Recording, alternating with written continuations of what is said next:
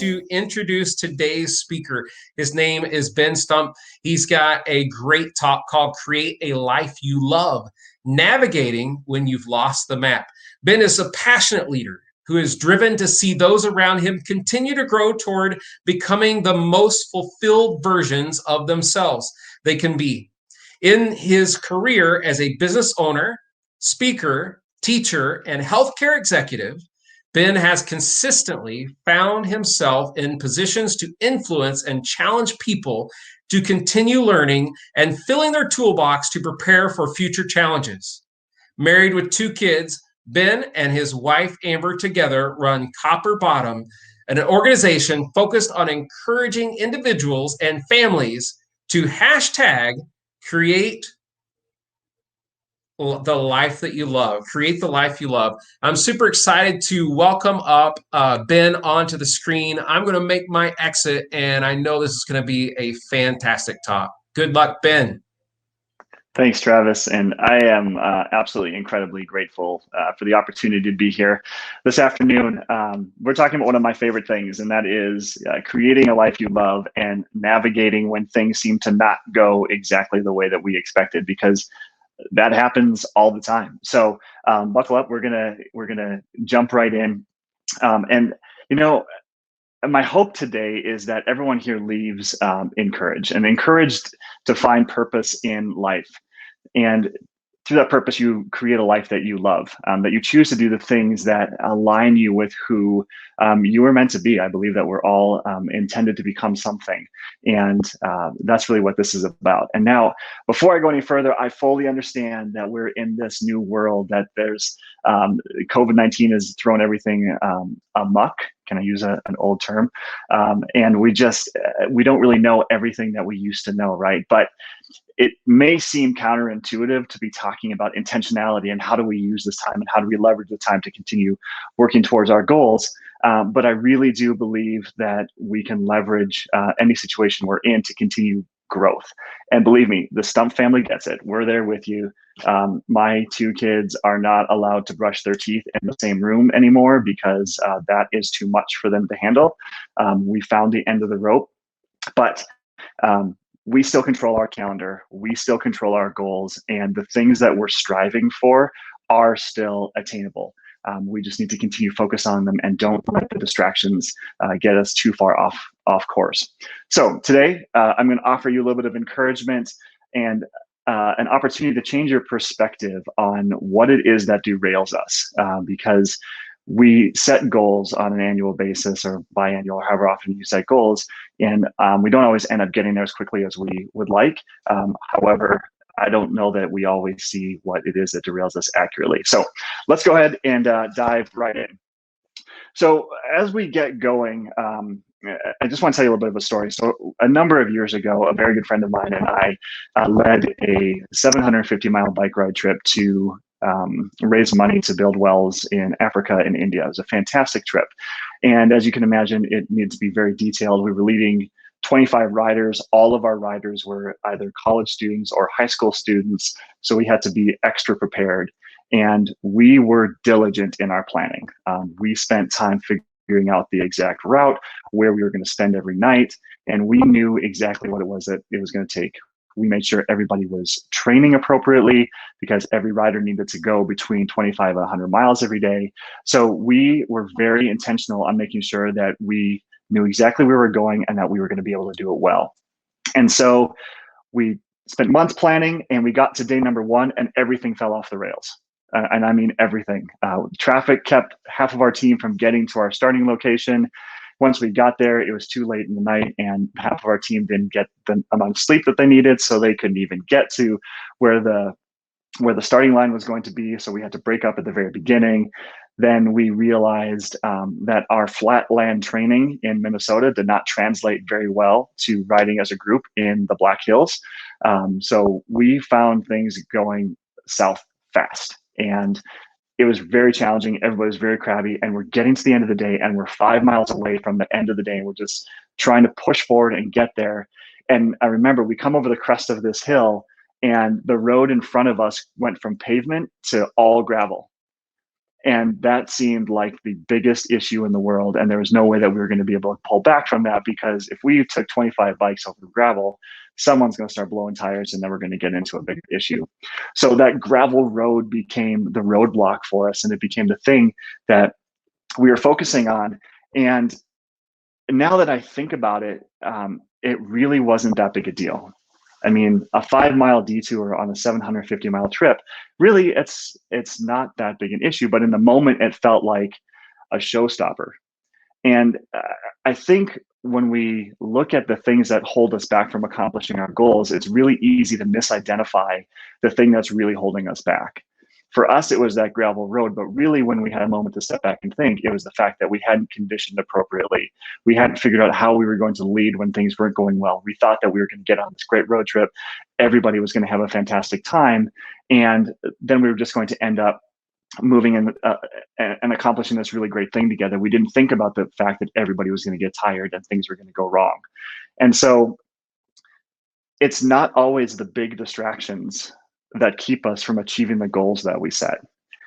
And just like it wasn't actually that gravel road that was in our way, and it was the lack of hill training, and it was the lack of the ability to keep up team morale, there are things that we that get in our way in our personal lives, in our business lives, that we misidentify as the thing that is keeping us from our goals. And so today, I'm not really going to talk about sudden change. I'm not going to talk about how to deal with COVID-19. There's a lot of really great speakers doing a really great job talking about how to deal with stress in the moment. But today, what I want to do is talk a little bit more about how we realign with the direction that we set when we're moving down a direction and all of a sudden things start going poorly, and figuring out how do we get past the big distractions and start working on the underlying issues that really are the reason why we went off the rails in the first place. So why talk about maps? And it's funny, I submitted this title for this talk, and then I realized, well, I don't really use big maps anymore. But then I thought that it actually became even a little bit more pertinent, because maps are something that give us a better understanding of the lay of the land. So when I was growing up in high school, my family spent my junior through senior year of high school traveling around the US. We spent 9 to 10 months out of the year living in an RV with 5 of us. And one of the most exciting things for us every year was when Rand McNally would come out with a new road atlas. And we'd pull it out and we'd figure out where we'd been, and we'd mark them with a highlighter. We'd circle all the cities that we'd been to, and we'd look at where all the new roads were. And when we did that, it gave us a better understanding of the entire lay of the land and not just the turn-by-turn action on how to get there. What's interesting about this is maps give us a fundamental knowledge when turn-by-turn directions really give us the process to get somewhere. And when we're talking about navigating once we've lost the map, the better understanding that we have of the overarching area, the better we'll be able to get back on track quickly.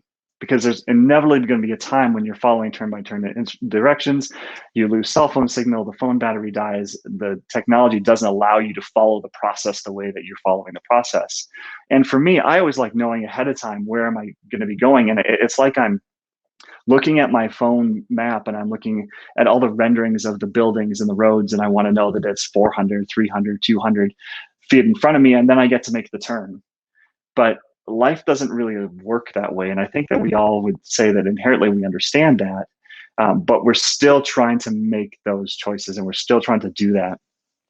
So I've spent a lot of time working with teenagers and college students, and I've had the opportunity to teach a few college classes. And it's interesting to me to see how often people are looking for the right answer, not the process to get somewhere, but they just want the right thing. And I do it too. I just want to know, next turn, I'm going to take a left and it's going to end my career up on this step. Or I'm going to take this next role, and then 6 months from now, I'm going to be able to predict the next job that I'm going to be offered, or the next role that I'm going to be offered. And we want everything to be sequential. And we don't really want to take the time to step back and say, all right, we need to understand the lay of the entire land around us. And build our knowledge base.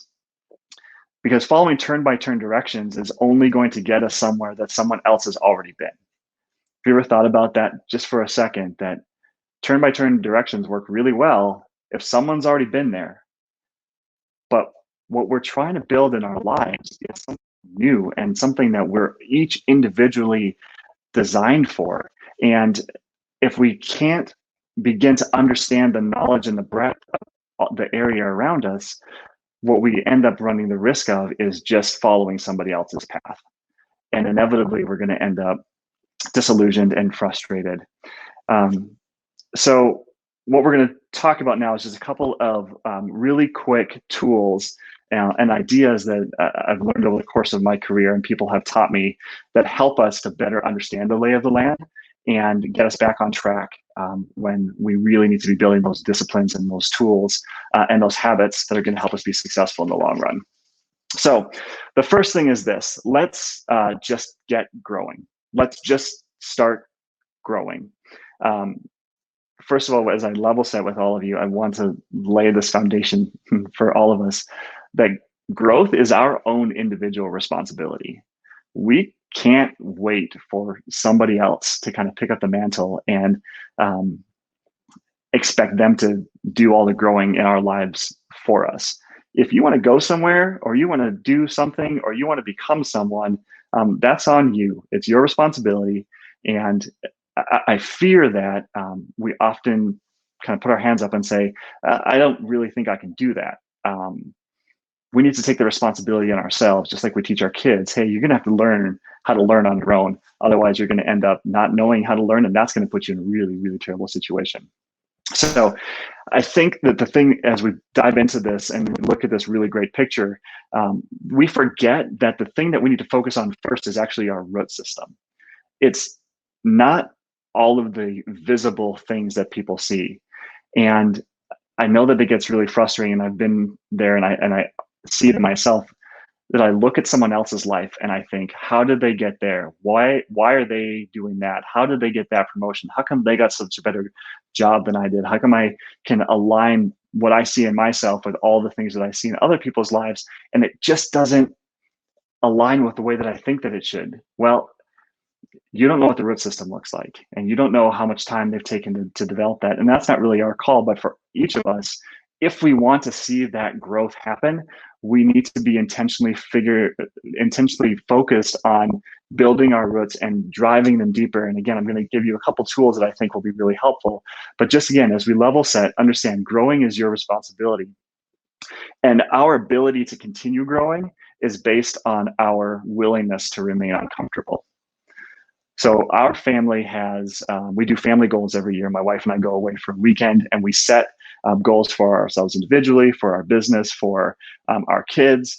And a couple of years ago, we decided that our family goal for our kids as they're teenagers is that we have an activity that gets us outside, that takes a couple hours, and is a natural thing that everybody knows well enough how to do, that we can just say, let's go do this. And it gives us a built-in excuse to hang out with our kids when they're teenagers. Well, the thing is, our kids are now 11 and 8. And in order for us to start focusing on getting them to the point where we have that thing when they're teenagers, we need to start now. So this year for Christmas, both my kids got a new set of golf clubs because we chose golfing as a family activity that we're going to start intentionally learning how to do now. And it's uncomfortable. I mean, trying to teach 2 kids, and my wife and I trying to get better at this game, understanding that we're not going to reap the benefit of it for a few years from now, it's very, very uncomfortable. But our ability to continue learning is based on our ability to remain uncomfortable, understanding that stretching always is going to be a little bit uncomfortable. And if you don't remember, or it's been a while since you've been stretched and you don't know what that feeling of discomfort is, go ahead and do some physical stretches. You can even do them right now. They don't feel very good if you haven't stretched in a while. So just take that and kind of internalize that idea that stretching is going to hurt a bit, but if we can do it, we're going to end up growing. Second thing I want to talk about just really quickly is this, and that is making sure that we're going somewhere. See, business echoes life, and working on one or the other is just incomplete. And the only way that we're going to be able to accomplish the things and the goals that we've set out in front of us to do is if we decide what it is that we're going to learn to lean into. And now with the things that are going on in the world, I've seen a lot of people, and I have a lot of friends who have just said, let's just hunker down and figure out how we're going to get through this. But now's not the time to lose focus. Now is not the time to kind of step back and say, oh, well, I can't really do it now. Now's the time to lean in when you have the opportunity to align yourself back to your goals. I mean, there are definitely distractions, but my challenge is to appropriately identify what's a gravel road and what is something that I just need to lean into. So keep focus in on the things that are going to help you continue to accomplish those goals over the long term. The second thing I want to be really encouraging around is figuring out how to manage your energy. Energy is such a huge thing. And I've done a lot of research on energy while you're traveling versus when you're at home. And I've traveled quite a bit for work. And I know that for me, especially when my kids were really little, I'd come home from a work trip and I would be exhausted. And I'd walk in the house and I'd just walk up to the couch and just want to sit down. And my wife, who was home with the young kids at the time, would say, your turn. I've been working with the kids for the last 3 days while you've been off gallivanting around the country. And inevitably it would end in some level of a frustrating situation between the two of us. We'll just put it that way. And I had to figure out how to remanage my energy so that when I came back inside, I was ready to go. So figure out how to manage your energy. We have a happiness list in our house where we all identify things that make us happy. And then those are the things that anyone can call us out on and say, hey, Dad, I think you just need to go have some chocolate. That means Dad's got bad energy right now. He needs to fix it. I'm going to go through these last couple ones really quickly. The next one is around mentoring. And I can talk about this one forever, but the idea of mentoring and finding people who know more about things that you want to know and aligning yourself and giving them the opportunity to speak into your life will help you accomplish your goals. This one doesn't need to be stated very much. However, it is an incredibly powerful tool because dialogue helps us grow more than listening to our own thoughts. So if I just sit here and ruminate on my own thoughts and do everything the way that I thought I should do it, I'm probably not going to end up growing the way that I want. But if I have someone who has wisdom and is able to use that wisdom to help me grow and develop, and someone who cares about me, through that dialogue, we can begin to grow in the way that brings the best amount of result the most quickly. Last thing before we conclude is just go for it. Accomplishing something of value often takes a lot longer than we think it's going to.